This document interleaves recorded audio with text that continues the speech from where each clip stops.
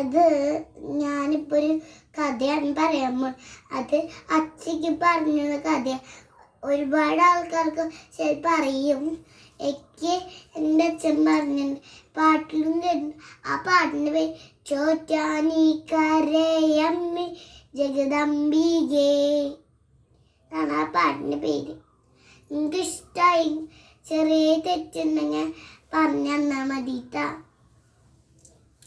ഞാൻ പറയാൻ പോട്ടെ. പറഞ്ഞോ, കഥയുടെ പേര് പറയേ. ചോറ്റാനിക്കരയുടെ അമ്മയുടെ രക്ഷയുടെ കഥയാണ് ഞാൻ അപ്പം പറയാൻ പോകുന്നത് കേട്ടോ. ചോറ്റാനിക്കര അമ്മയുടെ യക്ഷിയുടെ കഥ. ഓക്കെ, പറഞ്ഞോ. ഒരു ദിവസം ഒരു ചേട്ടൻ നടന്നു വരികയാണ്. ഗുപ്തൻ നമ്പൂതിരി. അപ്പോ എവിടെ നടന്നിരുന്നു? ഒരു രക്ഷയുടെ കാട്ടിൽ. ഞാൻ ചോറ്റാനിക്കര പണ്ടൊരു ഘോരവനാന്ന് പറഞ്ഞു കേട്ടിട്ടുണ്ട്. ആ ഘോരവനത്തിലൂടെ രാത്രി കോശാപ്പള്ളി അല്ല ഗുപ്തൻ നമ്പൂതിരി നടന്നു വന്നുകൊണ്ടിരിക്കുകയായിരുന്നു. ഗുപ്തൻ നമ്പൂതിരി നടന്നു വന്നുകൊണ്ടിരിക്കുമ്പോ പിന്നെ പെട്ടെന്ന് ഒരാള് വിളിച്ചു. ഒരു സ്ത്രീ ശബ്ദം. അപ്പൊ പിന്നെ തിരിഞ്ഞു നോക്കി. എന്നിട്ട് എന്താന്ന് ചോദിച്ചു. അപ്പൊ ഞാനും കൂടെ വരട്ടെ തിരുമേനി ചോദിക്കും. ഞാനും കൂടെ വരട്ടെ തിരുമേനി. കഥകളി കഴിഞ്ഞ് വരുമ്പോ നേരം വൈകി. അപ്പൊ ഈ രാത്രി ഇതിനെ പോവാൻ പേടിയാണ്, ഞാനും കൂടെ വരട്ടെ എന്ന് ചോദിക്കും. അപ്പൊ എന്താ പറയാ? അപ്പൊ ഗുപ്തൻ നമ്പൂതിരി പറയുന്ന വന്നോന്ന് പറയും. എന്നിട്ട് ഒപ്പം വന്നിട്ട് ഗുപ്തൻ നമ്പൂതിരി ഇങ്ങനെ നടന്ന് കാടൊക്കെ കഴിഞ്ഞ് തന്റെ ഗുരുനാഥനായ കോശാപ്പള്ളിയുടെ ഇല്ലത്തേക്ക് എത്തും. അപ്പൊ കൂടെയുള്ള അന്തർജനത്തിനോട് പറയും, അന്തർജനം ഇവിടെ കാത്തു നിൽക്കൂ, ഞാൻ എൻ്റെ ഗുരുനാഥന്റെ കയ്യിൽ ഒരു ഗ്രന്ഥം കൊടുത്തിട്ട് വരാന്ന് പറയും. എൻ്റെ ഗുരുനാഥന്റെ കയ്യിലൊരു ഗ്രന്ഥം കൊടുത്തിട്ട് വരാന്ന് പറയും. ഗുരുനാഥന്റെ അടുത്തേക്ക് എത്തിയിട്ട് നീ ആരോടാ സംസാരിച്ചേന്ന് ചോദിക്കും ഗുരുനാഥൻ. അപ്പോ പറയും, അത് ഒരു വഴിയിൽ വെച്ച് വരുമ്പോ കണ്ടൊരു അന്തർജനാണ് അന്തർജനാന്ന് പറഞ്ഞു. അപ്പോ ഗുരുനാഥൻ നോക്കും അങ്ങോട്ട്.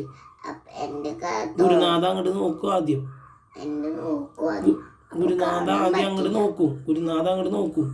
കാണാൻ പറ്റും. ഗുരുനാഥൻ നോക്കുമ്പോ അവിടെ നിക്കണത് ആരാ? ചോറ്റാനിക്കര നാടിനെയും കാടിനെയും വിറപ്പിച്ച സാക്ഷാൽ ചോറ്റാനിക്കര. ഗുരുനാഥൻ പറയും കോശാപ്പള്ളിയോട്, നിനക്കത് ആരാന്ന് മനസ്സിലായില്ലെങ്കിൽ എന്റെ തോളത്ത് കൈ വെക്കേ എന്നിട്ട് നോക്കാം. അപ്പൊ നോക്കിയപ്പോ രക്ഷി. അപ്പൊ ചോറ്റാനിക്കര അമ്മയുടെ കാല് വെക്കും. ആയിട്ടില്ല. അപ്പൊ ഗുരുനാഥനോട് പറയും, കോശാപ്പള്ളിയോട് പറയും. കോശാപ്പള്ളി ഗുരുനാഥനോട് ആരാ പറയാ? ഗുപ്തൻ നമ്പൂതിരി പറയും, ഗുരുനാഥ എന്നെ രക്ഷിക്കണം, ആ യക്ഷിന്ന് എന്നെ രക്ഷിയെന്ന് പറയും. നിന്നെ രക്ഷിക്കാൻ എന്നെ കൊണ്ട് കഴിയില്ല, നിന്നെ രക്ഷിക്കാൻ കഴിയുക സാക്ഷാൽ ചോറ്റാനിക്കര അമ്മ എൻ്റെ അടുത്തേക്ക് നീ പോകണമെന്ന് പറയും. പക്ഷെ ഈ എന്നിട്ട് കുറച്ച് കല്ലുകൾ പറക്കി കൊടുക്കും. നീ ഇവിടുന്ന് ഇറങ്ങി ചോറ്റാനിക്കര അമ്പലം എത്തണ വരെ യക്ഷി നിന്നെ പിന്തുടരും.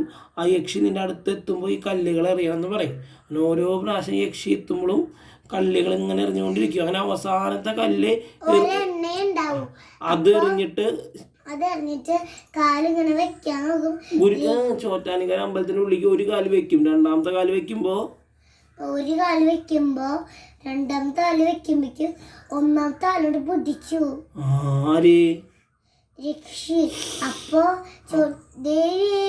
അമ്മേ നാരായണ, ദേവി നാരായണ, ചോറ്റാനിക്കര അമ്മേ ദേവി രക്ഷിക്കണേന്ന് പറഞ്ഞിട്ട് കരയും.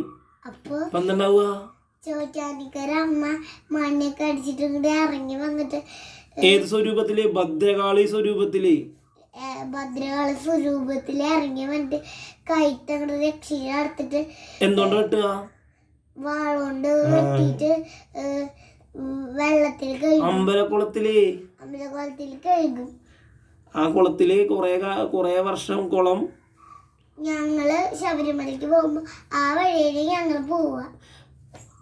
ആ കുറേ വർഷം ചോറ്റാനിക്കര അമ്പലത്തിൽ കുളം ചോന്ന് കിടന്നു എന്നാണ് വിശ്വാസം. ഈ കഥയുടെ പേരാണ് ചോറ്റാനിക്കര അമ്മയും രക്ഷയിൽ. ഇതേപോലെ നിങ്ങൾക്ക് ആർക്കെങ്കിലും കുട്ടികൾക്ക് കഥകൾ അറിയുക പറഞ്ഞു തരണം കേട്ടാ. ഉണ്ണി ഇതിലും നന്നായിട്ട് കഥ പറഞ്ഞു തരുന്നു കേട്ടോ. പക്ഷെ എന്താ വെച്ചാൽ ഉണ്ണിക്ക് ഇങ്ങനെ വീഡിയോയിൽ വന്നിരിക്കുമ്പോൾ ചെറിയൊരു ഇതുണ്ട് കേട്ടോ. എന്താ പറഞ്ഞു? ഞാനൊരു കഥ പറഞ്ഞ് ഒരു കാര്യം പറഞ്ഞുതരാം. ഒരു ദിവസം ഞങ്ങള് ശബരിമലയ്ക്ക് പോകാൻ വേണ്ടി മാലിട്ട് കഴിഞ്ഞിട്ട് ഇപ്പൊ ഞാൻ അവിടെ ഒരു കഥ പറഞ്ഞില്ലേ, അതേ ആ വഴിന് ഞങ്ങള് ശബരിമലയ്ക്ക് പോകും. അപ്പൊ ശബരിമല പോകുമ്പോ ഞങ്ങക്ക് ചോറ്റാനിക്കര അമ്മേനെ കാണാൻ സാധിക്കട്ടെ എന്ന് പറഞ്ഞിട്ട് വീഡിയോ ഒന്ന് എടുത്ത് ഞാന് ആ ചോറ്റാനിക്കര അമ്മേനെ കാണുമ്പോ പിന്നെ ഒരു കാര്യം കൂടി ഉണ്ട്. ആ ചോരയും അതൊക്കെ അവിടെ കുളവും കാണാൻ പറ്റും എനിക്ക്. ഇപ്പോ ആ കുളം ചുവന്നിട്ടല്ല കിടക്കുന്ന, എന്നാലും ചോറ്റാനിക്കര അമ്മ യക്ഷീനെ കൊന്ന് വാള് കഴുകിക്കഴിയ കുളം വർഷങ്ങളായി ചുവന്ന് കിടന്നു എന്നാണ് വിശ്വാസം. ഇനി ഞങ്ങൾ വേറെ ഗുരുവായൂരപ്പൻ്റെ ഒരു കഥയായിട്ട് ഒരു ദിവസം വരാട്ടാ.